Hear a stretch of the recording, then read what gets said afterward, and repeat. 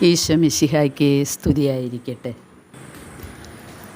പ്രിയ കൂട്ടുകാരെ, ഇന്ന് മെയ് 6-ാം തീയതി ദേവാലയത്തിൽ ദൈവമാതാവിൻ്റെ നടപടി.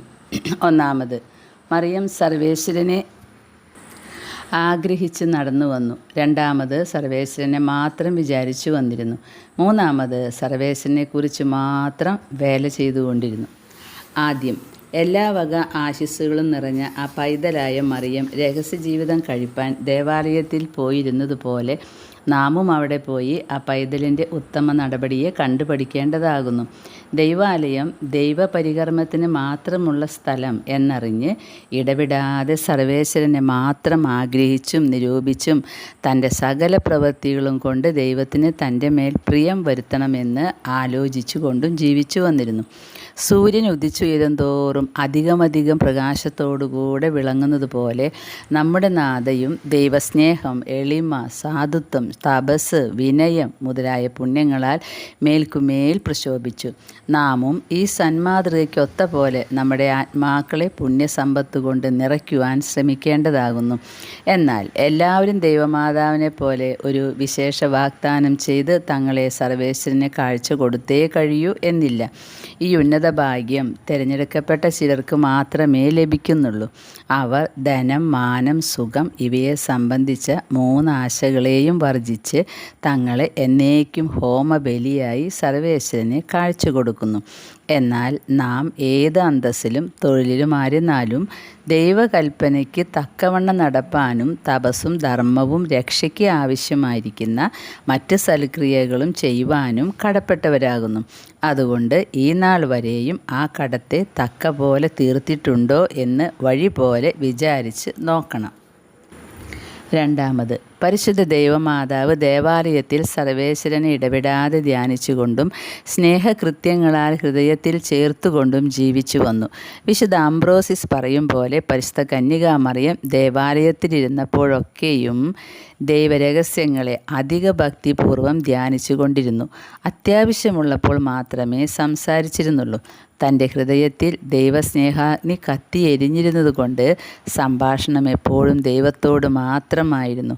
നാമും ദൈവമാതാവിനെ പോലെ സർവേശ്വരനെ പൂർണ്ണ മനസ്സോടുകൂടെ സ്നേഹിച്ച് ദൈവവുമായി ആത്മീയ സംഭാഷണം നടത്തുന്നത് കൂടാതെ നമ്മുടെ സകല പ്രവൃത്തികളും ദൈവത്തിന് പ്രിയമായിരിക്കണമെന്നുള്ള അഭിലാഷത്തോടുകൂടെ ചെയ്യുകയും വേണം.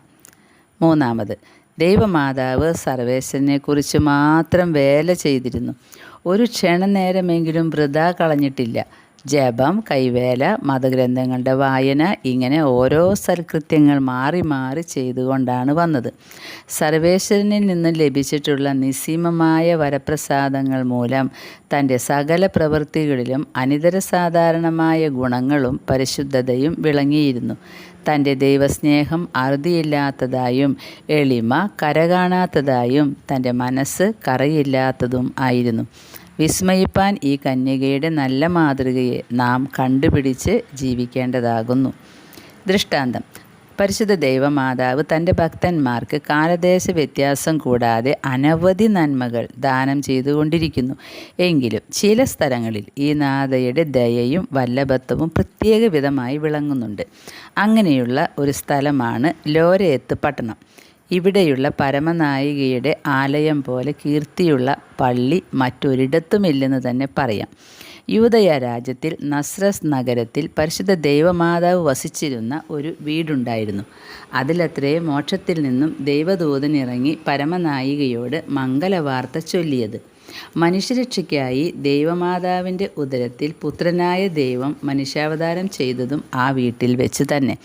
ഈശോ മിശിഹായുടെയും പരിശുദ്ധ മറിയത്തിൻ്റെയും മാറിയൗസേ പിതാവിൻ്റെയും ദീർഘനാളത്തെ വാസം കൊണ്ട് പാവനമായ ഈ ഗൃഹം പൂർവകാലം മുതലേ വിശ്വാസികൾ അതിപൂജ്യമായി കരുതി വരുന്നു.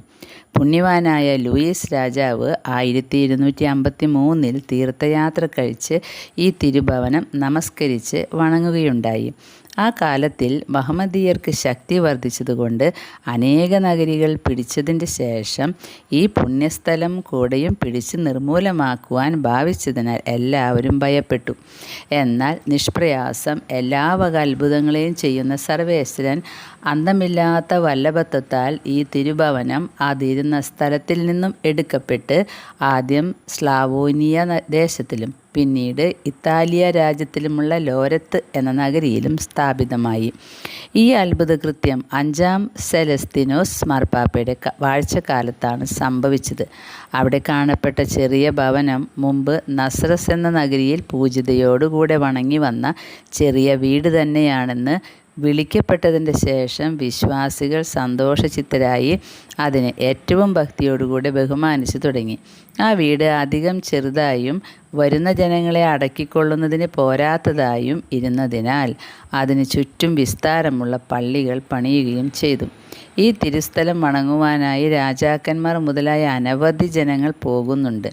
ഈ സ്ഥലത്ത് നടന്നുകൊണ്ടിരിക്കുന്ന അത്ഭുതങ്ങൾ മൂലം ഇപ്പോഴും സുശ്രുതമായ ഈ ദേവാലയത്തിൽ വിശ്വാസികൾ പ്രാപിച്ചിട്ടുള്ള ഉപകാരങ്ങളെ അനുസ്മരിപ്പിക്കുന്ന അനവധി സ്മാരകങ്ങൾ സ്ഥിതി ചെയ്യുന്നു. മേൽപ്പറഞ്ഞ വൃത്താന്തങ്ങൾ കേട്ട ക്രിസ്ത്യാനികളെ, ഈ വീട് കാണുവാൻ നിങ്ങളും ആശയുള്ളവരായിരിക്കുമല്ലോ.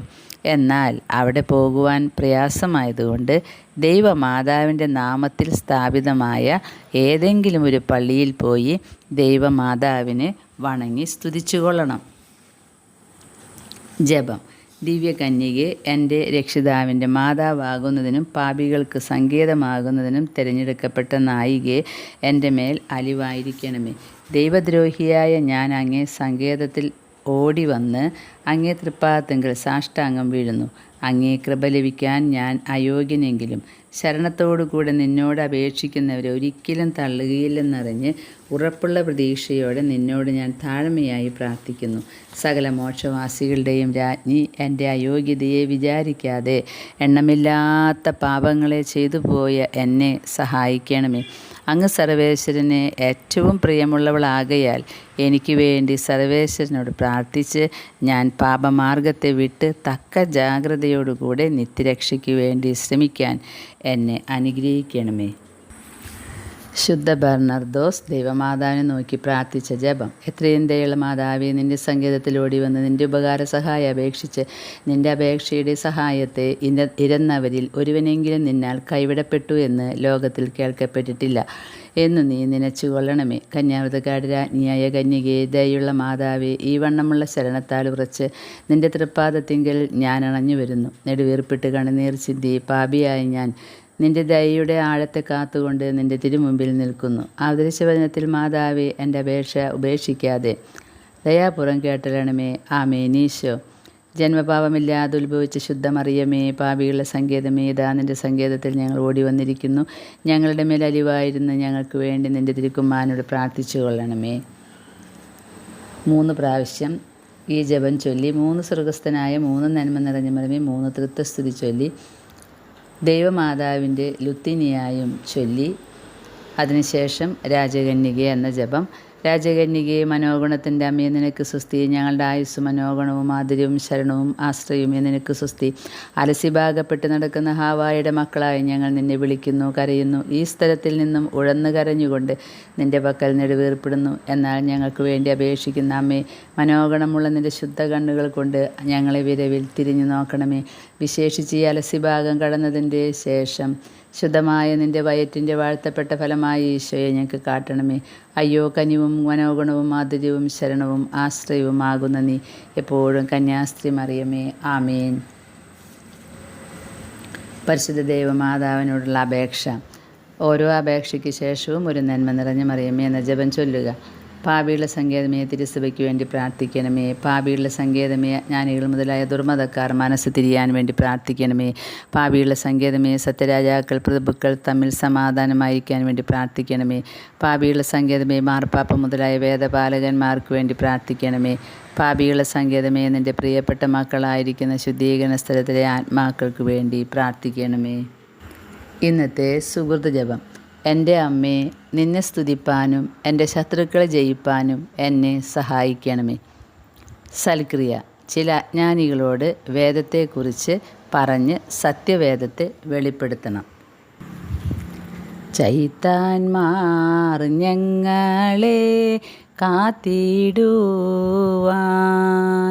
ചത്താലും ഞങ്ങൾക്കതിഷ്ടമല്ല. ആ ദുഷ്ടർ ഞങ്ങളെ കാത്തിടുകിൽ, ഹാ കഷ്ടം ഞങ്ങളെ ദുഷ്ടരാക്കി. ഇമ്പം കാണിച്ചു പ്രിയം വരുത്തി, പിമ്പവർ ഞങ്ങളെ നാശമാക്കും. അയ്യോ മാതാവേ പിതാവേ ആവറ്റെ, 5000 കാതം ദൂരമാക്കി. ഞങ്ങളെ കൈകളിൽ താങ്ങിക്കൊണ്ട് നിങ്ങളുടെ പുത്രനോ ചേർത്തുകൊള്ളുവിൻ. നല്ല മാതാവേ മാരിയേ, നിർമ്മല യോസേപ്പിതാവേ.